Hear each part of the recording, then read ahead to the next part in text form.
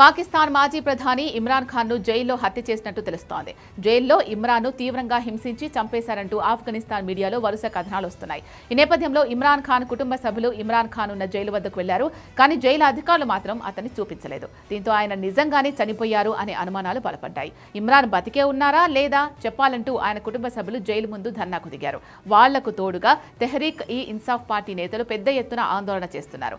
అవినీతి ఆరోపణలపై ఇమ్రాన్ ఖాన్ 2023 నుంచి రావల్పిండిలోని అడియాలా జైల్లో ఉన్నారు. 3 వారాలుగా తమ సోదరుని కలవడానికి అనుమతించడం లేదని అతడి అక్కా చెల్లెలు ఆరోపిస్తున్నారు. పాకిస్తాన్ వ్యాప్తంగా సోషల్ మీడియాలో ఇమ్రాన్ చనిపోయినట్లు వార్తలు వస్తున్నాయి. ఈ వార్తల తర్వాత పాక్ ప్రభుత్వం 1 నెల నుంచి సమావేశాలపై అప్రకటిత నిషేధం విధించింది. చివరకు ఖైబర్ పఖ్తూన్ఖ్వా సీఎం సోహైల్ అఫ్రీదీని కూడా ఇమ్రాన్ ఖాన్ కలిసేందుకు అనుమతించలేదు.